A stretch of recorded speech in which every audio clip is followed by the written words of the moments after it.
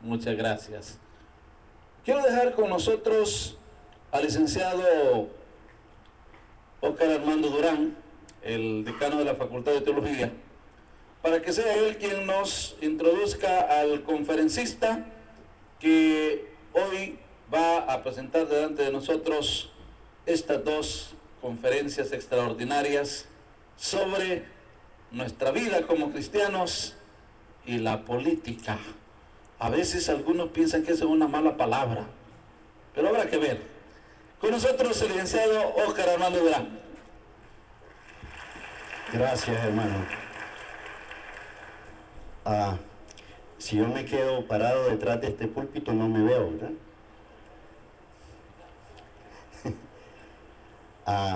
Yo soy de un pueblo bonito. Todo El Salvador es lindo. No son salvadoreños los que están aquí. Todo El Salvador es precioso. Precisamente porque El Salvador vale la pena, es que este tema vale la pena. Yo esperaba ver a las directivas nacionales de todas las denominaciones de El Salvador aquí. Y dan ganas de llorar. Se me viene a la memoria la lectura de Marta y María. ¿Aló? ¿Qué le dijo Jesús? Porque la iglesia evangélica está afanada.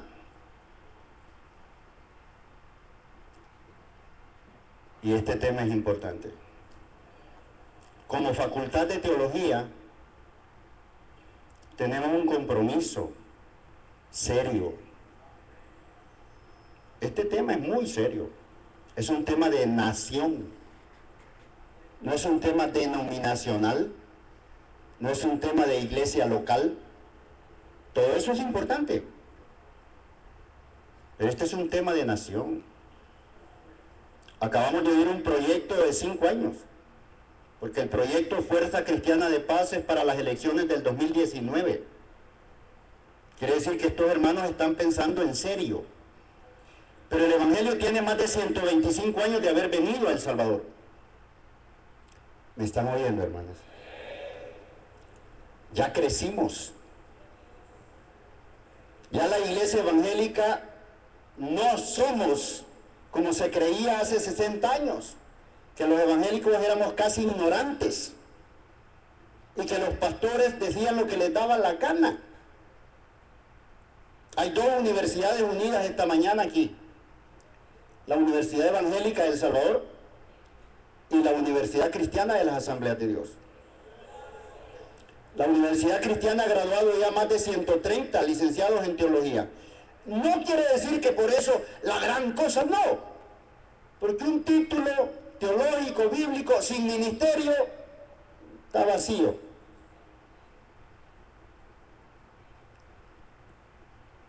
Pero qué bueno por hombres como mi hermano Luis Martí, que decidió apoyar esta idea. Como siempre, mi maestro David Alfonso Pino, presidente de Misión Centroamericana, que está aquí.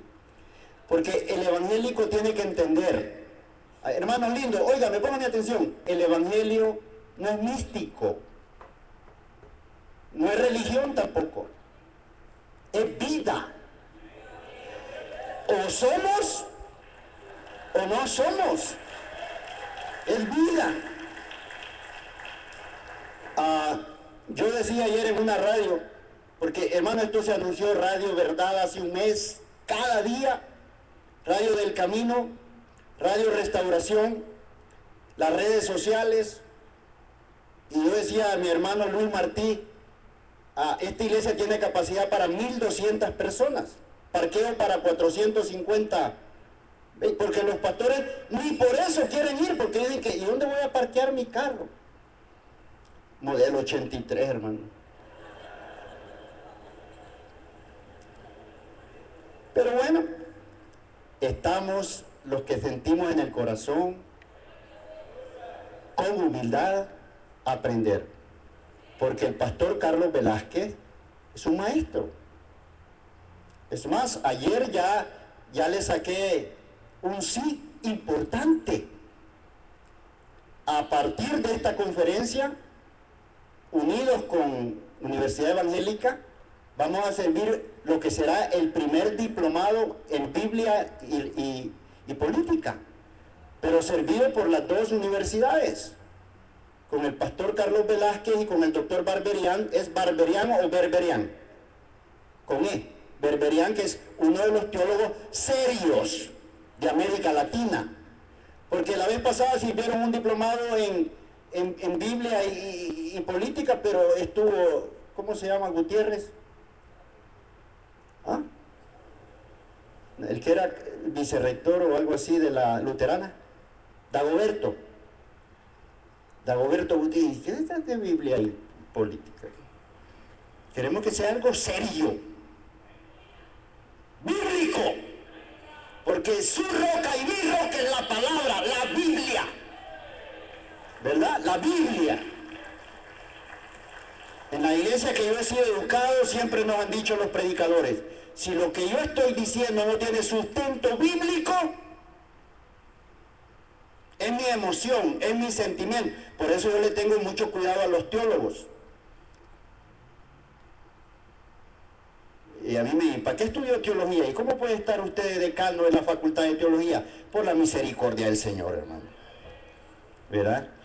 Pero la base es la palabra. Así que, hermano, disfrute esto, le ruego toda su atención. No vaya a estar mandando mensajes: por favor, no cumple aquí, quédese aquí. Y yo estoy emocionado. Lo escuché a mi hermano Carlos el año pasado, porque uno de los catedráticos de la facultad lo trajo, y él sirvió algunas conferencias de estas, pero allá en la iglesia El Altar de Dios en San Jacinto. Entonces yo sentí que fue la conferencia como muy escondida, así. Yo dije: esto hay que ponerlo al alcance de todo el pueblo evangélico. Y Dios ha querido que usted y yo seamos los representantes hoy. Así es que, con profundo cariño y con gran respeto, ¿verdad?, yo voy a dejarle ya el micrófono al pastor, al ex diputado guatemalteco, ¿verdad? Al ex diputado guatemalteco, usted, Carlos Velázquez. Recibámoslo con un aplauso, por favor.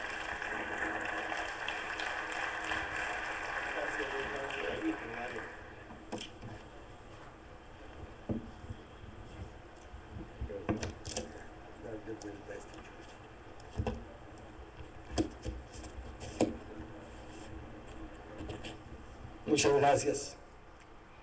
Es un gran privilegio. A ver, ¿me dice? Sí, ok. ¿Me permiten hacer una prueba primero? Un domingo que se apacha con esto de las cosas. No, yo no sé cómo funciona esto. Me lo arreglas antes para no quedarme a medias. Mientras se arregla eso, solo quiero decir una cosita. Uno de los mensajes que me ha gustado mucho es el de Gedeón. Porque comenzaron 22,000 valientes. Y el Señor dijo: bueno, hay 3 razones por las cuales no se va a la guerra. Una, recién casados. Si son recién casados, necesitan 1 año, así que son exonerados. Si ha plantado una viña y no ha comido de ella, también tiene que probar el fruto, así que son exonerados. Y tercero, los miedosos, porque un miedoso, eso lo apacho ¿dónde? Aquí, para Ajá. y aquí para atrás. Okay. Excelente, gracias. Cambiamos de... ¿Este habla mejor? Sí, vale. ese habla mejor. Y entonces Gedeón está ahí. Dios le dice: los 22,000 que tiene son muchos para ir a pelear contra un ejército que dice que era como la arena del mar. Dice: así que se vayan los miedosos. Y Gedeón ha de haber dado una plática de esas tremendas. Con una mano no voy a hablar. Tremendas, ha de haber dicho: aquí no hay recién casados, aquí no hay nadie que haya plantado una viña porque estaban escondidos en cuevas. Dice: lo único que hay aquí son miedosos. Así que ha de haber dado una de aquellas pláticas motivacionales, la que vamos a luchar por nuestra familia, vamos a luchar por nuestros hijos, por nuestra nación, y tremendos mensajes, ustedes saben. Y dice: pero los que tengan miedo, regrésense, ¿Cuántos se regresaron? 20,000. Y de los 22,000 se quedaron solo 2,000 se quedaron con él. Y Dios dice, todavía son muchos. Llévalos al agua y te los voy a probar, y usted sabe la historia. 300. Así que el número no es problema con Dios. Lo que importa es el corazón y la disposición de lo que hagamos. Entonces, vamos a ver, apaché mucho, bastante apaché. ¡Wow! ¡Qué bonito está esto! Ok, esa es la primera cosa que quiero llamar su atención. Recuérdense que cuando Jesús vino, el pueblo había estado como por 400 años otra vez. La última voz profética fue la de Malaquías, desde luego, y pasaron 400 años y de repente aparece Jesús. ¿Cuántas generaciones habían salido en esos 400 años oyendo esta información y esta información y esta información? Y se aparece Jesús y les dice, oísteis que fue dicho, mas yo os digo. Y yo les hago, me gusta hacer la analogía, digo, ¿cuántos de ustedes pueden ver eso que estaría escrito en letras negras? ¿No lo pueden ver? No, en letras negras. En letras negras donde dice, oíste que fue dicho, mas yo os digo. ¿No lo ven? Ustedes creen que están blancas, pero yo les digo que son negras. ¿Cómo les suena si les digo eso? Loco de remate. Exactamente lo mismo pasó con Jesús. Porque cuando él empezó a decir, ustedes han oído que eso es blanco, pero no es blanco, es negro. Y todos dijeron, aquí el único chiflado es él, porque todos sabemos que es blanco. Y obviamente no estaba hablando de colores, sino que estaba hablando de la información que habían recibido con relación a los principios de Dios. Pablo le dijo a Timoteo, pero persiste tú en lo que has aprendido y te persuadiste sabiendo de quién lo has aprendido.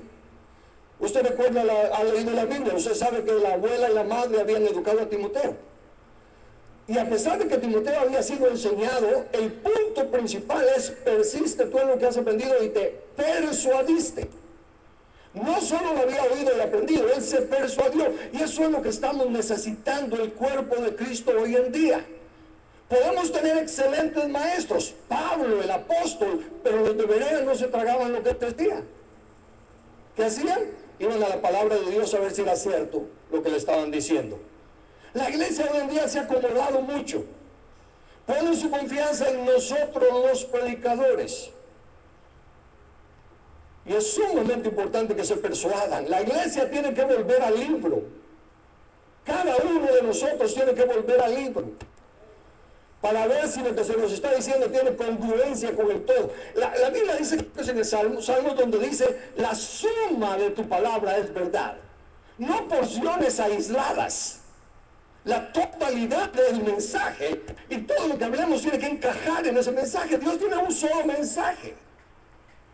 Los demás son las piezas de rompecabezas, pero tiene que encajar con el todo. Entonces necesitamos persuadirnos como los de Berea, como Pablo, y apliquemos esa pregunta a conceptos como este: separación de iglesia y Estado. ¿Qué ha oído usted acerca de eso?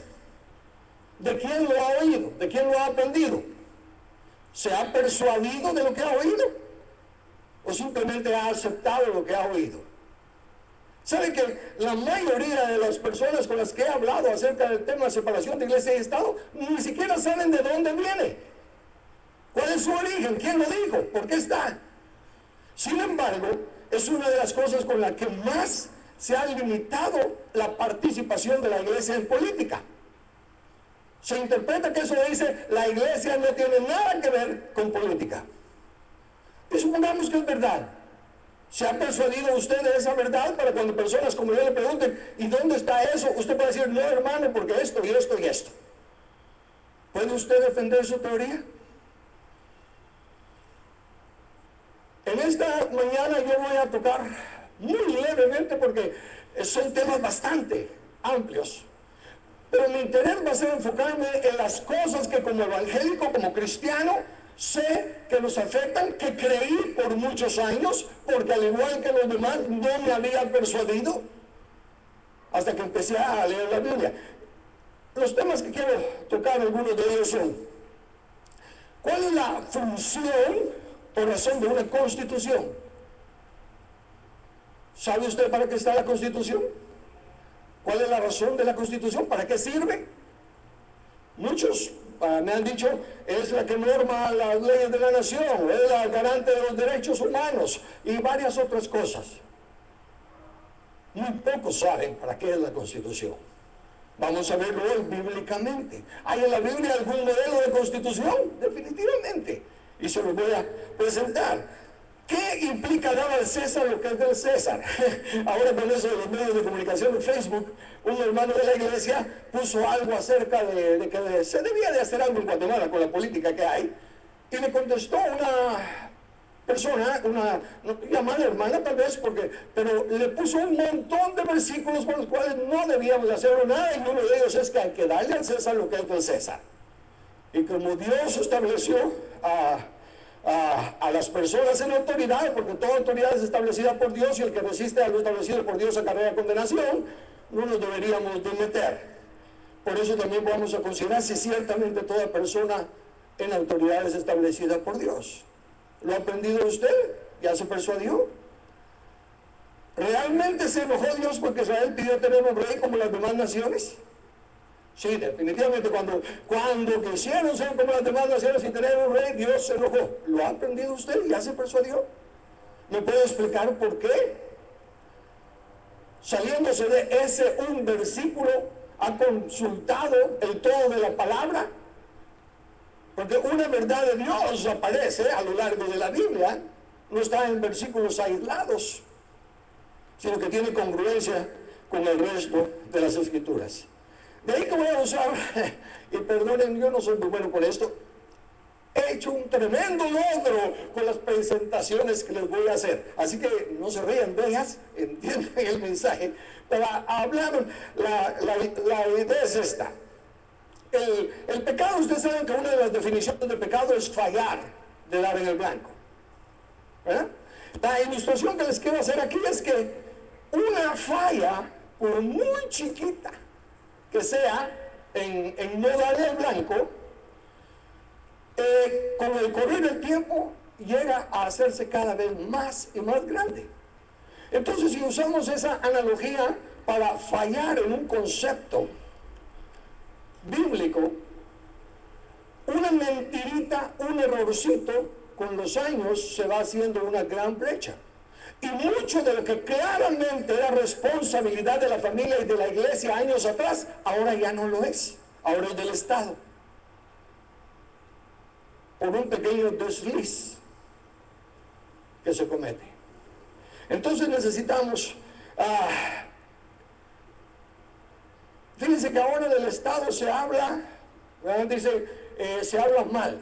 Pregunta, si Dios hace todo bueno, Génesis nos dice, vio todo lo que había hecho y era bueno, y si creemos que, espero que creamos, que la familia, la iglesia y el Estado son instituciones establecidas por Dios, ¿habrá Él establecido algo malo? ¿Habrá Él establecido algo corrupto, algo sucio? Pero es que del Estado es otra cosa. Pregunta. Vamos a ver si somos congruentes con nuestra forma de pensar. ¿Habrá en la familia padres irresponsables que no guardan el pacto matrimonial? ¿Hijos rebeldes y contumaces? ¿Habrá en la iglesia, en las diferentes denominaciones, pastores que se aprovechen, que usen la piedad como ganancia, que sean hasta inmorales? Parece que sí, ¿verdad? Entonces, si somos congruentes, mandemos a la porra a la familia y la iglesia también. Porque está corrupta. ¿Por qué no lo hacemos? Porque decimos, el hecho de que haya pastores falsos y padres falsos no hace que la iglesia y la familia sean falsas. Lo mismísimo se aplica al Estado. Son las tres instituciones del Señor. Pero nos hemos quedado trabajando con la familia y con la iglesia, más o menos, y por eso las tenemos. Pero al Estado nos hemos olvidado. Y donde no hay sal, se corrompe la carne. Pero no es culpa de la carne. Toda carne tiene el proceso de corrupción. Es culpa de la sal, que no se quiere llenar de esos jugos de la carne toda. Y donde hay tinieblas, no es culpa de las tinieblas, es culpa de ¿quién? De la luz que no quiere brillar. Sí, pero a esos lugares oscuros no nos gusta ir. Aquí sí, ¿verdad? Aquí prendemos todo nuestra bombilla o foco, como decimos en Guatemala. Entonces, se me ocurre que conforme a lo del Estado, también tenemos que tomar las palabras de Jesús a Pedro. Lo que Dios limpió, no lo llames común, inmundo o corrupto.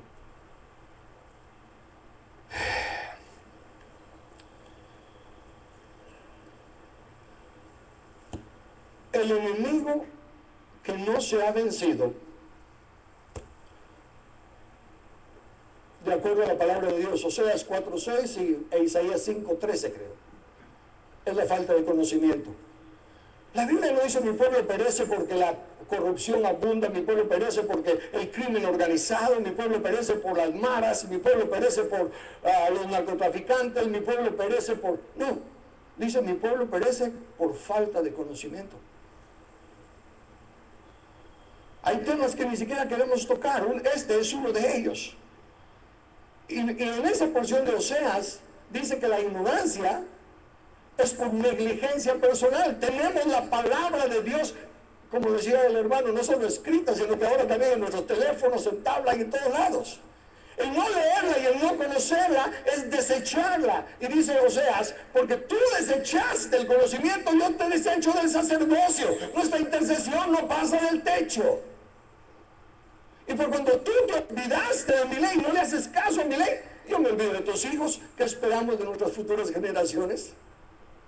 Tenemos que volver. De ahí que vamos a poner ahora unos principios muy sencillos. Comencemos por hablar de la ética de los gobernantes. ¿Saben que las campañas, asumo que acá de ser igual que hay en Guatemala, todos se enfocan en el presidente y en el programa de trabajo del presidente? Eso es secundario, como vamos a ver. Lo más importante es la ética de los gobernantes. Primero, ¿qué es un gobernante? Es uno que gobierna, regula o dirige, uno investido con autoridad suprema. ¡Wow! Esas palabras son pesadas, ¿verdad? Suprema. Es tremendo. Quiere decir que supremacía, que no hay nadie más grande que él. Dice, para administrar o aplicar las leyes. Es un piloto, uno que dirige un barco, pero no como se le ocurra, sino siguiendo el norte y la brújula. Uno que posee autoridad suprema, pero delegada. Ven, los gobernantes no tienen autoridad suprema, solo la tienen delegada. Sí tienen supremacía en ese pedacito que se les delega autoridad. Y uno no les delega autoridad a los gobernantes sobre su vida, sino que sobre una función de la vida. Vaya captando estas cositas que son muy sencillas, pero si las entendemos ya no vamos a tener problemas con la política. ¿Por qué? Porque delegar, dicho de una persona, es dar a otra la jurisdicción que tiene por su dignidad u oficio para que haga sus veces o para que conferirle su representación. En otras palabras, cuando delegamos al maestro en la escuela autoridad para que eduque a nuestros hijos, no eduque, déjeme corregirme, para que informe, equipe a nuestros hijos. La educación ética moral la tenemos que dar en la casa. La escuela no tiene que enseñar absolutamente nada, y el Estado mucho menos. Le delegamos autoridad al maestro para que le enseñe aquellas cosas que lo van a equipar en su profesión o en su carrera. Pero solo a eso. El maestro no tiene autoridad sobre nuestros hijos para mandarle a hacer cualquier otra cosa que no sea con relación a la tarea. De igual manera le delegamos autoridad a los gobernantes para un área específica. Yo no estoy poniendo mi vida en las manos de un gobernante, pero sí un área específica que necesitamos, como vamos a ver.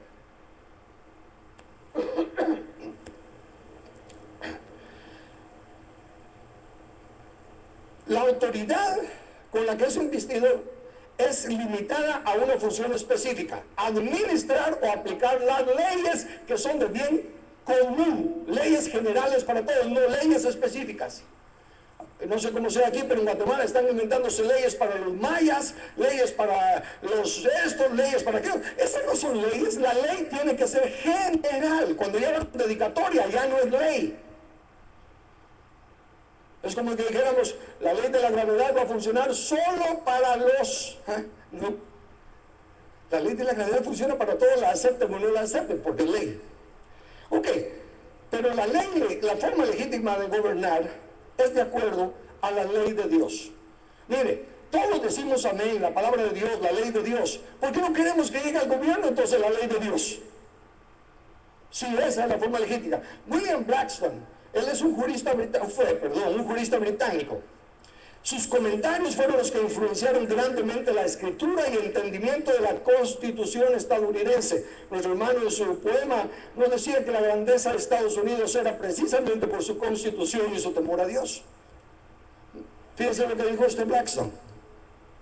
Estas leyes sentadas por Dios son las eternas leyes inmutables del bien y el mal. Inmutables, usted sabe la palabrita esa, no cambia. Lo que era bueno antes sigue siendo bueno y lo que era malo antes sigue siendo malo. No importa que cambien las culturas y los tiempos, pero las leyes son inmutables. Esta ley de la naturaleza dictada por Dios mismo es por supuesto superior en obligación a cualquier otra. Es obligatoria en todo el globo, en todos los países y en todo tiempo. Ninguna ley humana es de validez si es contraria a esta. Con solo esa última frasecita debiéramos de pararnos. La iglesia debiera ser la vocera de la profeta al rey y decirle: no te es lícito. Todas las leyes que vas a estar viendo eso ahí, ni tuviéramos que estar peleando con eso si respetáramos la ley de Dios. Y si la iglesia se parara y le dijera al presidente y a los diputados: no les delegamos autoridad para hacer nuestra conciencia, les delegamos autoridad para ordenar las leyes que van a ser para el bien común, para el desarrollo de la nación. Porque ninguna ley es de validez si es contraria a la ley de Dios. Pero para eso se necesita conocer la ley de Dios. Se necesita leer la palabra.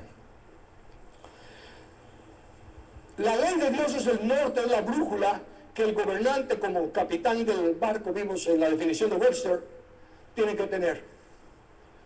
Un gobernante tiene autoridad delegada, pero no manejar el barco como a él le da la gana, sino que siguiendo el norte y la brújula.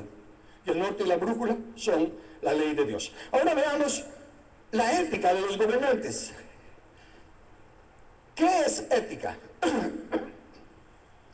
Uno de mis asesores, de mis mentores, el doctor Beberian, al que se aludía, él me decía: Carlos, usa el amansaburros. ¿Cuál es el amansaburros? El diccionario.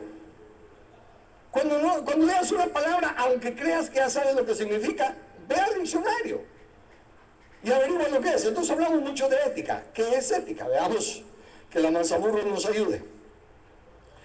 La ética es la doctrina de moralidad o conducta social. Moral y conducta social. La ciencia de filosofía moral que le enseña al hombre, fíjese, su responsabilidad y las razones de la misma. Me encanta cuando leo el diccionario. Ahí me está diciendo que debemos de enfocarnos en responsabilidades, no en derechos. ¿Y qué es lo que hace la gente? Anda reclamando derechos sin saber su responsabilidad. Pero perdonen, porque según es el sacerdote, así es el pueblo. ¿Qué está haciendo la iglesia? Reclamando bendiciones. Todos saben las bendiciones. Me recuerdo un corito de antaño que decía: 35,000 promesas mías son, las promesas del Señor mías son. Entonces yo fui a una librería cristiana y vendían unos que tenían la forma de un pan sándwich, ¿verdad? Y ahí está el montón de tarjetitas. Y llegué con la señorita del museo y le dije: mire, ya encontré las promesas. ¿Me podría decir dónde están las condiciones? Y dice que me quedó viendo y dice: las promesas tienen condiciones. Y la iglesia se sabe las bendiciones, pero no las condiciones. Así como por eso que el pueblo reclama derechos, pero no quiere responsabilidades. Según es el sacerdote, así es el pueblo. Entonces, desglosémoslo. Un sistema de principios morales, un sistema de reglas para regular las acciones y el comportamiento de los hombres en la sociedad. Dijimos doctrina de moralidad o conducta social. Cuando hablamos de conducta social, estamos hablando de algo público, como vamos a ver lo que significa la palabra sociedad. Y le enseña a los hombres su responsabilidad y las razones de la misma. Ven, cuando niño uno tiene que aprender a obedecer. De hecho, la regla número 1 de mi casa, para mis hijos, era obediencia inmediata sin preguntar por qué. Si me preguntan por qué, les doy vara por cuestionarme. ¡Una, qué tirano! La razón es muy sencilla. Yo quería inculcar en sus corazones: a Dios no se le pregunta. Cuando Dios habla, uno obedece. Pero si se ha inculcado que hay que explicar todo para que lo obedezcan, no, mire, yo no le pego a mis hijos, yo les explico por qué hay que hacer las cosas y lo hacen. Entonces eso no es obediencia, sino que usted le explicó al niño, lo convenció y el niño acepta el razonamiento, por eso lo hace. ¿Qué cuando no acepta el razonamiento? Entonces, la ética enseña las responsabilidades y las razones de ella. Hoy les voy a mencionar algo que, si no entienden este principio que les voy a decir ahorita, van a pensar que estoy equivocado. Pero el principio que yo enseño en la iglesia es: Dios no grita y Dios no repite. Lo aprendí de mi papá, que no era ni nacido de nuevo, ni leía la Biblia. Pero mi papá simplemente nos daba una instrucción. Y había que hacerla, si no el chicote de caballo era muy doloroso. Y me hablaba, solo hacía y todos nos poníamos firmes. Ya se algo anda mal y a saber quién es, pero más vale que todos estemos firmes. Una gran bendición, porque por eso aprendí a ser obediente. No es tan fácil obedecer. No tengo problema con la obediencia. ¿Por qué? Porque aprendí las razones de la obediencia. Si Dios pone toda autoridad, ¿quién soy yo para decir que esta es buena y esta es mala? Pero ya voy a ir aclarando. No piense que estoy de acuerdo con ese razonamiento humanista que se ha metido a la iglesia. Las responsabilidades y las razones de la misma. Ahora note esto otro: regular las acciones y el comportamiento. Si no tenemos orden, amados hermanos, si seguimos con esas... Uy, ¿qué palabra uso? Perdónenme, no quiero ser ofensivo, pero voy a tener que ser claro. Si seguimos con esa irresponsabilidad, que en última instancia es pecado, de llegar media hora más tarde de la que nos invitan, eso significa que no somos personas éticas, porque la ética regula las acciones y el comportamiento de las personas. Queremos que nuestros gobernantes sean éticos, primero vivámoslo. Recuérdense las 3 palabritas: ser, hacer, para tener. Primero hay que ser lo que queremos, después hay que hacer, hay que comportarnos como tales para llegar a tener eso. Entonces, si queremos ser personas éticas y si queremos demandar ética de nuestros gobernantes, primero seámoslo, hagámoslo y luego lo tendremos en nuestros gobiernos. Pero dije que al hablar de sociedad, que la ética es con la conducta social. ¿Qué es sociedad? Oh, perdón, eso me la salto.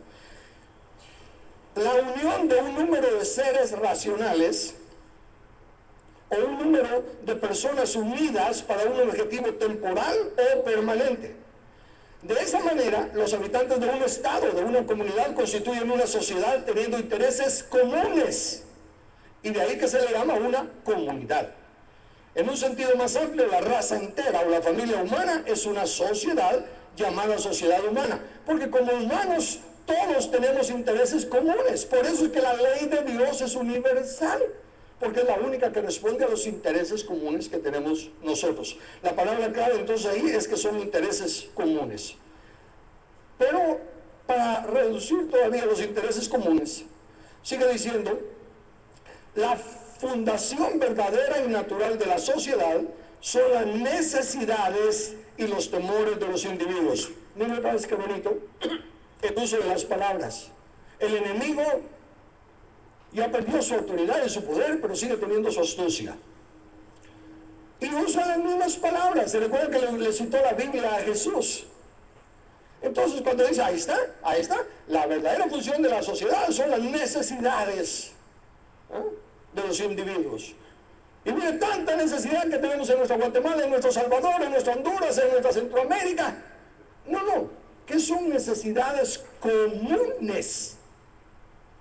Necesidades que nos afectan a todos por igual. Resumámoslo desde la comisión. Dios puso al hombre en el huerto para dos cosas, para que lo labrara y lo guardara. Por labrar entendemos el trabajo con todo lo que lleva implícito para que aquello trabajado produzca o desarrolle su mayor potencial. Capte eso. Se trabaja algo, se trabaja la tierra, para gozarnos de todo lo que vamos a cosechar y comérnoslo. Eso es secundario. Se trabaja la tierra para que la tierra dé su mayor potencial, que es producir fruto. Si no se trabaja la tierra, ¿qué va a hacer? Espinos y abrojos. Ese no es el potencial de la tierra. Se trabaja en los hijos para cuando somos viejos nos mantengan. No, para que desarrollen su mayor potencial, para que lleguen a ser lo que Dios quiere que sean. Instruye al niño en su camino, no en el que tú quieres. Yo siempre he querido tener un doctor. Sí, pero Dios no lo dotó para doctor. No le arruines la vida haciéndolo doctor. Cuando mi hijo se salió de la secundaria, antes de entrar a la universidad, le dije, mi hijo, no entres a la carrera de la universidad. No caigas en esa locura de que no voy a perder un año. Pierde 2, pierde 3. Bueno, en realidad nunca se pierde, siempre se está estudiando. Seguimos estudiando. El que no está estudiando está decayendo. Todo lo que no está yendo para arriba está yendo para abajo. No hay término medio. Yo dije, antes de escoger una carrera, primero asegúrate de cuál es el llamado de Dios en tu vida. Tú tienes un don, una gracia. Dios te equipó, no te envió a ver qué pasa. Te envió ya equipado. Tu tarea es descubrirlo. Yo quiero tener una idea de lo que tú eres. Y estoy dispuesto a ayudarte, pero yo quiero que tú lo descubras. Y después que descubras el don, busca la carrera en la cual mejor canalices el don. Porque cuando uno está haciendo aquello para lo que Dios le dotó, su yugo es fácil y ligera su carga. Pero cuando uno está en otra cosa, su yugo es duro y la carga es pesada. Y si están va a buscar vacaciones y se está a buscar tiempo libre. Bueno, entonces, por labrar entendemos que es para desarrollar el potencial de aquello. Y esto es la autoridad. En el diseño de Dios, capten esto, la autoridad es para el beneficio del que está bajo autoridad. Los soldados, vienen los sargentos y le dicen, miren, morro, corra y haga ejercicios, maltrato y todo, pero es para que cuando usted guerra pueda sobrevivir. Los deportistas, corran 10 veces más al estadio, no fumen, no hagan esto, no otro, para que sean el mejor deportista que pueden ser. Entonces la autoridad es para el beneficio del que está bajo autoridad. Ese es el trabajo bíblico. Para eso es que lo puso. Y entonces la necesidad, todos lo necesitamos. No existe el independiente. Yo sé que hay varios que se llaman empresarios independientes o fulano independiente o lo que sea. Independientes no existimos. Dios nos diseñó para necesitarnos mutuamente. Y por eso la necesidad que tenemos, si yo necesito tus dones, tú de los míos. Yo necesito tus servicios, tú de los míos. Yo necesito tus productos, tú de los míos. Ese es el labrar, la necesidad común. Y para guardar es una clara implicación de la defensa y la protección. Esas son las necesidades comunes que tenemos. Y precisamente una ley, para ser ley, tiene que ser de carácter general, como dije, porque todos tenemos las mismas necesidades. Otra cosa que se menciona al hablar de eso es la palabra civil, gobierno civil y todo. Así que también veamos lo civil. Relacionado a la comunidad o la política y al gobierno de los ciudadanos y sujetos de un Estado. Noten esto, por favor. Miren este amansaburros cómo me ha ayudado. Yo podría sacar un doctorado en política solo con las definiciones del diccionario que están disponibles a todos y cada uno de nosotros. Yo no estoy viniendo con una revelación que nadie tiene. La gran mayoría